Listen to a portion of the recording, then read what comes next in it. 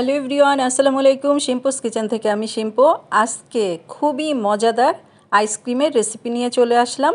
প্রচণ্ড গরম পড়েছে, আর এই গরমে যদি আইসক্রিম হয় তাহলে তো আর কোনো কথাই নাই। তো আইসক্রিম কিন্তু আমরা বিভিন্ন রকম ফ্লেভারের খেয়ে থাকি, তবে আজকের আমি যেই ফ্লেভারেরটা করব একদমই সবার কাছে নতুন ফ্লেভার হবে। আজকের আমি গুড় দিয়ে আইসক্রিম করব। তবে চলুন দেখে নেওয়া যাক কীভাবে তৈরি করতে হয়। প্রথমে আমি যেই প্যানটাতে করব সেই প্যানে আমি 1 কেজি একদম লিকুইড দুধ নিয়ে নিচ্ছি।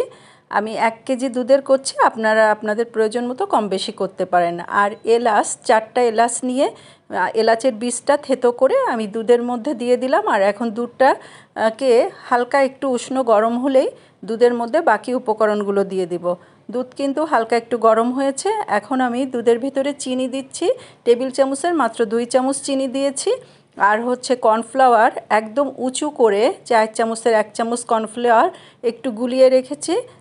আর হচ্ছে গুড় দিব, যেহেতু গুড়ের করব সেই জন্য আমি খেজুরের গুড় নিয়েছি। গুড় আমি 1/4 কাপ গুড় দিয়ে দিলাম। আর এখন এই গুড় দেওয়ার পরে ভালো করে আমি গুড় আর হচ্ছে চিনি যা যা দিয়েছি সব সুন্দর করে মিশিয়ে নিলাম। আর হচ্ছে যে আমি কর্নফ্লাওয়ার গুলিয়ে রেখেছিলাম, কর্নফ্লাওয়ারটা অবশ্যই নর্মাল পানি দিয়ে কিন্তু গুলিয়ে নেবেন, গরম পানি দিয়ে খবরদার গুলাতে যাবেন না। আর এখন আমি কর্নফ্লাওয়ারটা দেওয়ার পরে ভালো করে জাল দিয়ে নিব। আর এই কনসিস্টেন্সিটা ঠিক এমন হবে, অতিরিক্ত ঘনও না আবার অতিরিক্ত পাতলাও না। এখন এটাকে আমি নামিয়ে এখন একটা সার্ভিং ডিশে ঢেলে একটু ঠান্ডা হওয়ার পরে আমি ডিপ ফ্রিজে রেখে দেবো 1 ঘন্টার জন্য। আমি ডিপ ফ্রিজে 1 ঘন্টার মতো রেখে দিয়েছিলাম। একটু একটু কিন্তু জমেও গিয়েছে, সাইড থেকে বেশ খানিকটা জমে গিয়েছে। এখন ভালো করে এটাকে আমি ব্লেন্ড করে নিব। একদম আমি সুন্দর করে একটা বিটার দিয়ে, ইলেকট্রিক বিটার দিয়ে এটাকে আমি এখন ভালো করে একদম মিক্সড করে নিচ্ছি। আপনাদের যদি ইলেকট্রিক বিটার না থাকে আপনারা ব্লেন্ডারে দিয়ে এটা ব্লেন্ড করেও নিতে পারেন।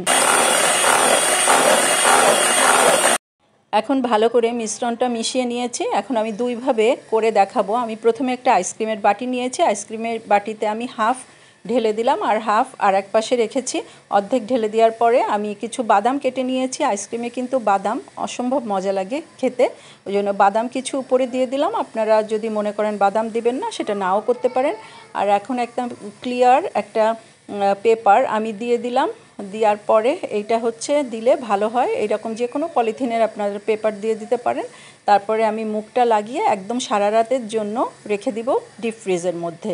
এটাকে সারা রাতের জন্য এখন ডিপ ফ্রিজে আমি রেখে দিচ্ছি। আর কি আমি এখন আইসক্রিমের যে মোল্ড পাওয়া যায়, কিছু মোল্ড নিয়েছি। এখন মোল্ডেও আমি আইসক্রিম কিভাবে বসাচ্ছি সেটাও দেখিয়ে দিচ্ছি। প্রতিটা মোল্ডে এখন আইসক্রিমের মিশ্রণটা আমি ঢেলে দিচ্ছি। আর এটাকেও আমি একদম লাগিয়ে সারা রাতের জন্য কিন্তু এটাও ডিপ ফ্রিজে রেখে দিব। আপনারা যখনই আইসক্রিম তৈরি করবেন আপনারা সব সময় একদম সারা রাতের জন্য ডিপে রেখে দিবেন, তাহলে আইসক্রিমটা সুন্দরভাবে একদম সেট হয়। এখন এই মোল্ডে সম্পূর্ণ আমার আইসক্রিমও ঢালা শেষ হয়ে গিয়েছে। এই মোল্ডটাকেও আমি রেখে দিলাম ডিপ ফ্রিজের মধ্যে। পরের দিন আমি একদম ফিরে এসেছি। এখন আমি যে পেপারটা দিয়েছিলাম পেপারটা উঠিয়ে ফেললাম। মাশাআল্লাহ একদম অনেক সুন্দরভাবে জমেছে কিন্তু আইসক্রিমটা। আর এখন আইসক্রিমটা আমি সার্ভ করব। আর আইসক্রিমটা খেতে কিন্তু অসাধারণ হয়েছে। যে আমি কিন্তু একদম আমি যেহেতু সামনে আছি, গুড়ের যে ফ্লেভারটা একদম ফ্লেভারটাও পাওয়া যাচ্ছে। আর এখন আইসক্রিম আমি সার্ভিং ডিশে নিয়ে আবার একটু বাদামের কুচি দিয়ে দিলাম। এটা হচ্ছে ডেকোরেশনের জন্য জাস্ট দিলাম। আর হচ্ছে আইসক্রিম কিন্তু খেতে কিন্তু অসাধারণ হয়েছে। আমি তো অবশ্যই খেয়েছি, সেই জন্যই আপনাদের সাথে আমি বলছি। আইসক্রিমটা কিন্তু আপনারা যেখান থেকে দেখছেন, আর প্লিজ আপনারা এই আইসক্রিমটা, এই গুড়ের আইসক্রিমটা করে খেয়ে দেখবেন। এই গুড়ের ফ্লেভারটা অনেক কিন্তু মজা হয়। আর এখন যে মোল্ডে আমি রেখেছিলাম, আমি আবারও মোল্ডটাও ফ্রিজ থেকে বের করে এনেছি। এখন মোল্ডের আইসক্রিমটাও মাশাআল্লাহ সুন্দরভাবে জমেছে। এখন এইভাবেই কিন্তু আপনারা বাসায় বসে একদম সুন্দরভাবে গুড়ের আইসক্রিম তৈরি করে নিতে পারবেন। আর যারা গুড় পছন্দ করেন না, গুড়ের পরিবর্তে শুধু চিনি দিলেই হবে।